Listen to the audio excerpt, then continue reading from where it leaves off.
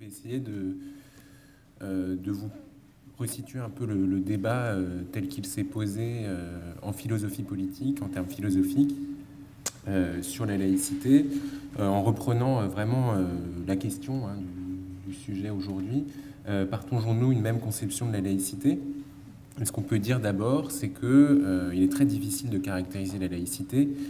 Ce n'est pas un principe, on ne peut pas parler d'un principe de laïcité, mais plusieurs principes. Alors, qui ont été notamment définis par Charles Taylor, qui est un philosophe canadien, québécois. Et Charles Taylor disait que la laïcité, c'est 4 principes constitutifs, donc l'égalité de respect, la liberté de conscience et de religion, la neutralité de l'État et la séparation de l'Église et de l'État.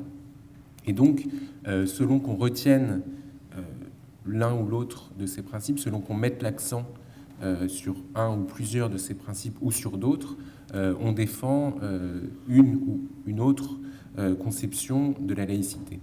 Par ailleurs, cela a été dit tout à l'heure par Sébastien Claes, Jean Bobéro, l'historien, donc, a fait paraître récemment un ouvrage sur la laïcité qu'il a intitulé « Les 7 laïcités françaises », donc, ce qui est un peu provocateur pour dire que nous n'avons pas une seule conception de la laïcité. Peut-être notre droit essaye de maintenir cette illusion que nous avons une seule conception de la laïcité, mais en réalité, selon Jean Bobéro, nous aurions 7 laïcités. Alors je les cite, sans entrer dans le détail: la laïcité anti-religieuse, la laïcité gallicane, la laïcité séparatiste stricte, la laïcité séparatiste inclusive, la laïcité ouverte, la laïcité identitaire et la laïcité concordataire.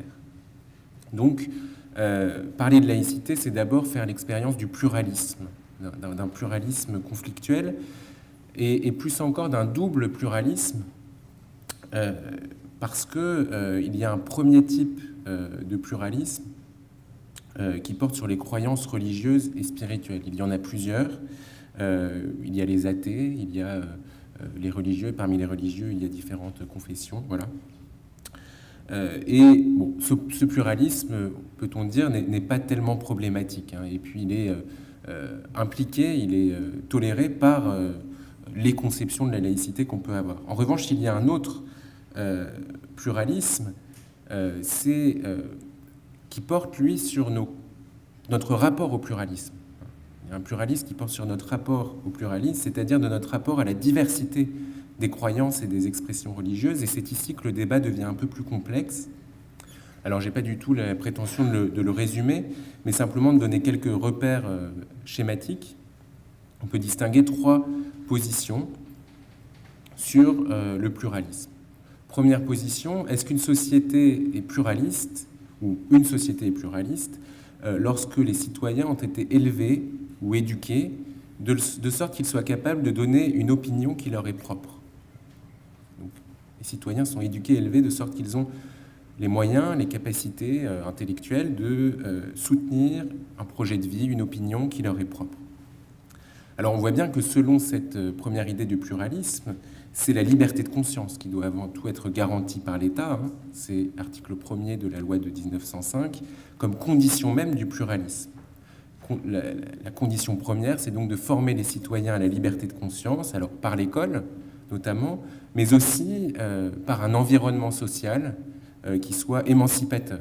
Et donc c'est là que les expressions de la religion qui sont effectivement attentatoires à la sécurité, etc., doivent être exclues. On doit protéger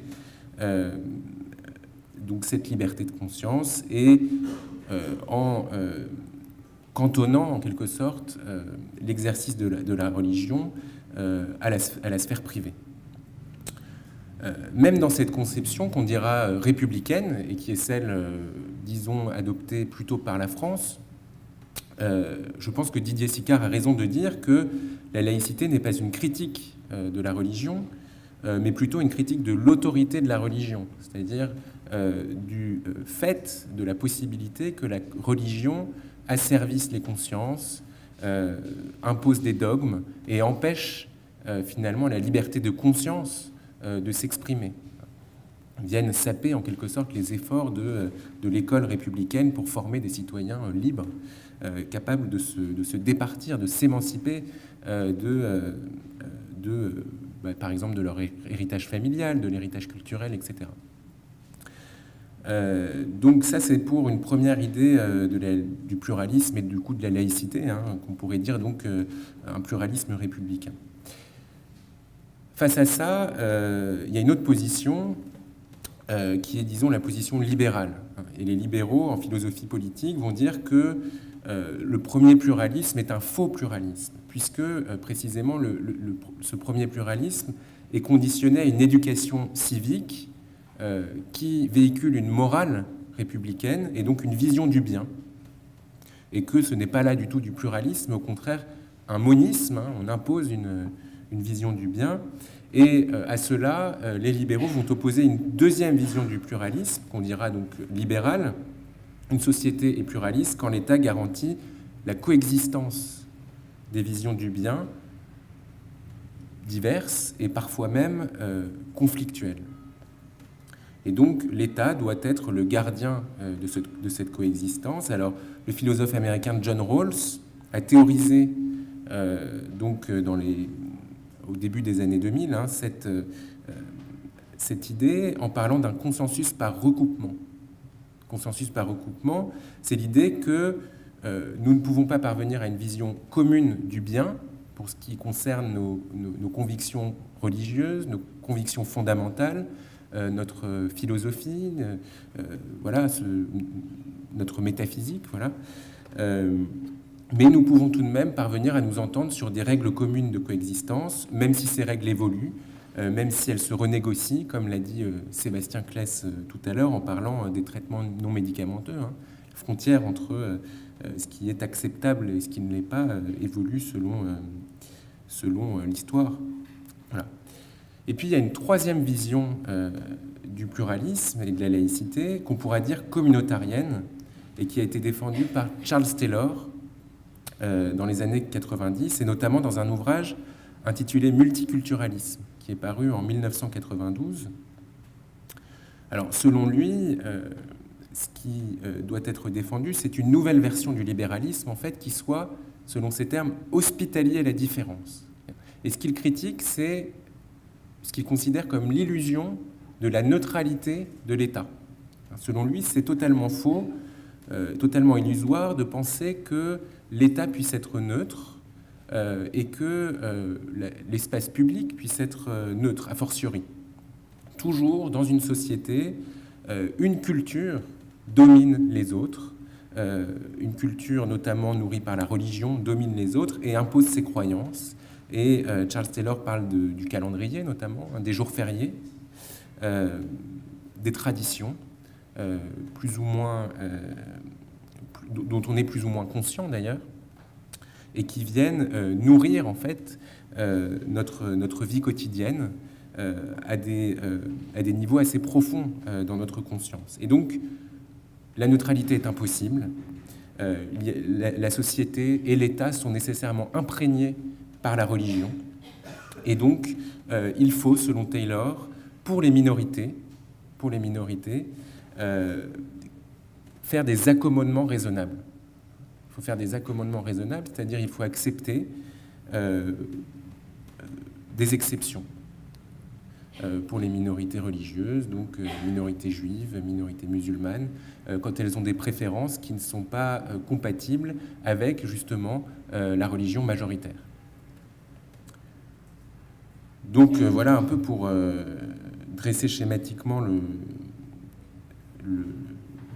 tableau des différentes positions sur le pluralisme.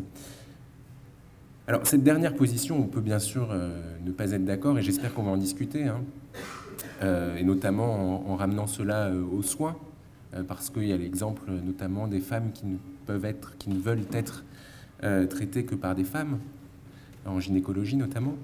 Donc ça permet peut-être de poser le débat là-dessus, mais au-delà de ça, je pense que cette dernière position a le mérite de poser une question de fond et qui dépasse la question de la laïcité, tout en contenant cette question de la laïcité, c'est la question de la sécularité, de la sécularisation. Dans un monde dit désenchanté, hein, comme le disait Emmanuel tout à l'heure, hein, dans un monde dit désenchanté ou encore séculier, c'est-à-dire dépourvu d'un horizon commun de sens, quelle réponse l'individu peut-il donner aux grandes questions de l'existence? Donc, dans quel but vit-on? Quelle est la finalité de mes actes, etc.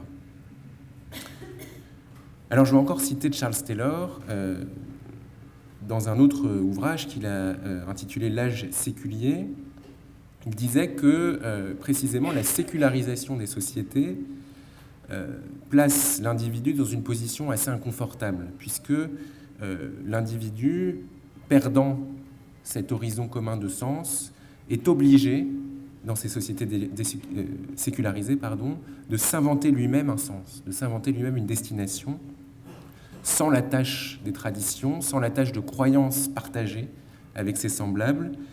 Il se peut donc, dit Charles Taylor, que l'individu n'ait d'autre horizon que le culte narcissique de sa propre personnalité, que le rabattement sur l'authenticité, être fidèle à soi. Voilà.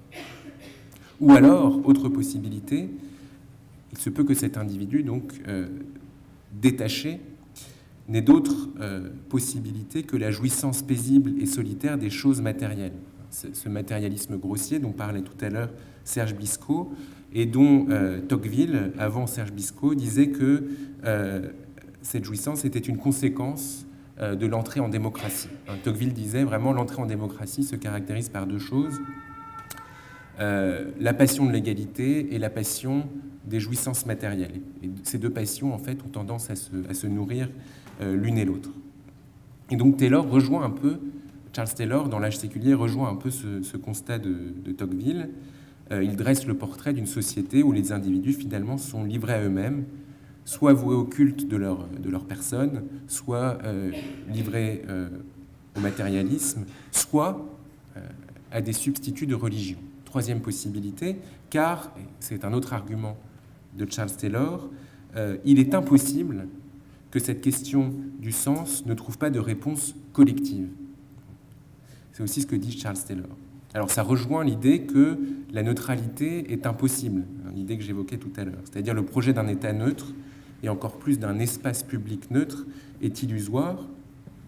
Et à partir d'une conception empruntée à Hegel, avant lui, Taylor soutient que tout individu est nécessairement, même sans religion, immergé dans des croyances collectives et pénétré par ces croyances. Parce qu'il n'y a de moi, il n'y a d'identité que dans la mesure où ce moi peut s'exprimer dans un environnement autre, dans un environnement étranger. C'est ce que Taylor appelle l'expressivisme. Il n'y a de moi que si l'on peut s'exprimer dans un environnement étranger, et donc que si l'on peut affirmer le lien qui nous unit à d'autres êtres, que ces êtres soient d'ailleurs humains ou non humains. Et donc, si la religion ne répond plus à la question du sens, eh bien d'autres donneurs de sens s'en chargent, et des donneurs de sens qui sont d'ailleurs plus ou moins honnêtes, pour rejoindre le propos de Serge Blisco. Et pour rejoindre aussi encore ce propos-là, il est très intéressant de voir comment Serge Blisco nous a dit que la technicisation du soin peut être considérée comme une cause possible de l'adhésion à des sectes qui revendiquent la légitimité de leur discours, y compris dans le domaine de la santé, auprès de personnes vulnérables. Mais sans doute n'est-il pas besoin de ne parler que des sectes. Et il suffit aussi de voir comment aujourd'hui la publicité prend aussi en charge ce rôle de donneur de sens. Soit en appelant à une forme d'égotisme, soit toi-même, prends soin de toi et confiance en toi, soit par la valorisation de certaines valeurs comme celle de l'entreprise, du travail, du partage. Donc il y a toujours, et là je rejoindrai la position de Charles Taylor, des donneurs de sens, quand la religion déserte cette fonction. Il semble donc qu'il y ait nécessité d'occuper ce vide laissé par le désenchantement du monde, en raison même de la difficulté de l'individu à réenchanter par lui-même, de lui-même, par ses seules ressources, sa propre vie, autrement donc que par le culte égoïste de sa propre personnalité ou par la jouissance de choses matérielles. Et donc, une question se pose, c'est celle de savoir quels sont les candidats possibles au rôle de donneur de sens. Alors, je vais en évoquer 3, mais il y en a beaucoup plus, et on peut en discuter ensemble. Mais celui auquel on pense tout de suite pour redonner du sens, c'est la religion, justement. Et c'est d'ailleurs la position de Charles Taylor. Et c'est là aussi où moi, personnellement, je ne suis pas d'accord avec lui. Charles Taylor déplore précisément la sécularisation et appelle à un retour du religieux. De la même façon, dans un ouvrage plus récent, en 2008, Jürgen Habermas, donc c'est un ouvrage qui s'appelle « Entre naturalisme et religion, les défis de la démocratie », Habermas appelle à l'avènement d'un âge post-séculier. Un âge post-séculier.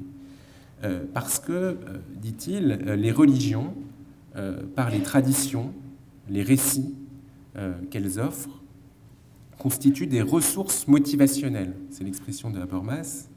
Autrement dit, des motivations inconscientes pour les individus, des médiations en fait utiles pour chaque individu, pour qu'il puisse se reconnaître comme dans un reflet, comme membre d'une communauté, et puisse trouver un sens à son existence. Donc les religions seraient ces réservoirs de sens, au fond, dont nous aurions aujourd'hui besoin. Donc le premier candidat, c'est la religion. Mais c'est là où on retrouve cette question de la laïcité, parce que notre conception de la laïcité, et là on peut prendre n'importe laquelle des 7 évoquées par Bobéro, républicaine, libérale, gallicane, etc., fermée, ouverte, la laïcité nous conduit, au nom de la liberté de conscience, au nom même de l'autonomie critique des citoyens, à éprouver des réticences par rapport à cette idée d'une réactivation du religieux. Alors, il y a un autre candidat qui est possible pour ce rôle de donneur de sens, c'est la science, finalement. C'est la science. Mais la science réduite à une finalité prédictive, autrement dit, une science à qui on demande de prédire notre avenir, une science qui est devenue, une certaine science, disons, devenue l'otage de l'expertise ou de la technique. Alors, premier exemple, l'économie. On voit bien que les prédictions économiques, on l'a vu dans le contexte de la crise de la dette, déterminent fortement les décisions politiques. Et là, on voit bien comment des prédictions peuvent devenir des prescriptions. Et comment des prédictions peuvent venir à déterminer le sens que nous donnons, que nous nous donnons collectivement. Deuxième exemple, la biomédecine. Et là, je citerai l'intervenant de notre séminaire. Nous avons un séminaire à l'espace éthique qui s'intitule « Anticiper le futur de la santé ». Et nous avons reçu avant-hier Jean-Christophe Weber. Et Jean-Christophe Weber disait « Lorsque la médecine veut être une science, autrement dit, lorsque le patient devient un objet, lorsque le patient devient une maladie, et que le médecin devient un savant entièrement consacré à cet objet, on voit bien que tout écart par rapport à ce que prédit ce savoir devient une transgression difficilement tolérée. Lorsque la médecine ne se préoccupe plus de l'écoute singulière, lorsqu'elle veut devenir une science consacrée à une vérité universelle, elle confie son application à la technique et ouvre la voie à un discours prescriptif. Alors lui, il dit quasiment religieux, un discours qui porte sur la vie bonne, d'autant plus à l'heure où la frontière entre ce qui relève de la santé et ce qui relève du bien-être est en train de se flouter. Autrement dit, on voit bien que lorsque la médecine devient une science, elle devient aussi exclusivement une science, radicalement antidémocratique, puisqu'elle dépouille l'individu et leur collectif de leur pouvoir de donner du sens. Troisième candidat possible à ce rôle de donneur de sens, l'éthique.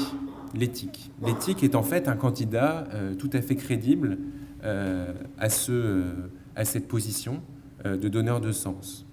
Mais c'est peut-être aussi le candidat le plus fragile, parce que l'éthique, en tout cas c'est comme ça que nous la pensons à l'espace éthique, l'éthique ne donne pas de réponse définitive à la question du sens, mais un ensemble de réponses imparfaites, changeantes et contradictoires. Et donc, pour ce qui concerne le soin, il est d'autant plus important, à mon avis, de porter une certaine culture de l'éthique au sein des espaces de soins, des institutions qui agissent, déterminent le soin. Et cette idée d'une éthique du soin s'oppose aux deux candidats que j'ai évoqués tout à l'heure. Elle s'oppose aussi bien à une vision religieuse du soin qui pêche par dogmatisme qu'à une vision instrumentale du soin, où le soin serait devenu l'outil d'une volonté souveraine, soit de celle du patient, qui aurait sa préférence et qui l'imposerait, soit de celle d'une science entièrement soumise à la technique. Voilà. Donc, voilà pour conclure. Il me semble qu'on ne peut pas évacuer la question du sens dans le soin, parce que tout soin, tout système de soins exprime des jugements de valeur. Il y a toujours des jugements de valeur qui sont exprimés dans un système de soins, des jugements orientés par les valeurs, autrement dit, qui sont l'autonomie, par exemple, la dignité, l'utilité sociale. Voilà, toutes les décisions à tous les niveaux, aussi bien au niveau administratif qu'au niveau individuel, sont orientées par des jugements de valeur. Et ces jugements de valeur, nous ne pouvons pas les mettre dans une espèce de voile de neutralité. Nous devons assumer qu'il y a des valeurs qui se jouent là et que ces valeurs ne sont pas neutres. Voilà. Et c'est peut-être à ce titre que, en occupant cette place